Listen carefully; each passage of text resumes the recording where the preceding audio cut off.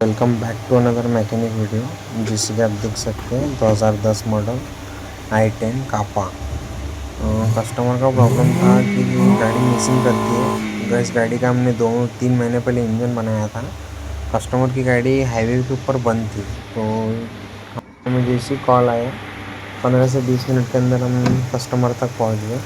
तो वहाँ पे कुछ लोकल मैकेनिक से उन्होंने चेक कराया था। हम पहुँचने से पहले अगर उनका प्रॉब्लम सॉल्व होता है तो उन्होंने इस वजह से कस्टमर ने मैकेनिकल से चेक कराया। तो मैकेनिकल ने कुछ प्रॉपरली चेक नहीं किया।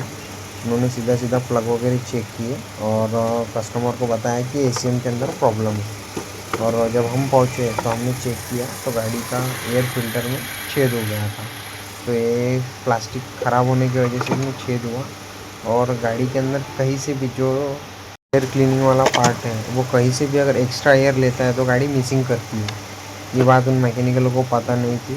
हमने बस गाड़ी के अंदर एयर फिल्टर जो बॉक्स है उसका वो बॉक्स चेंज किया और गाड़ी का प्रॉब्लम सॉल्व कर दिया।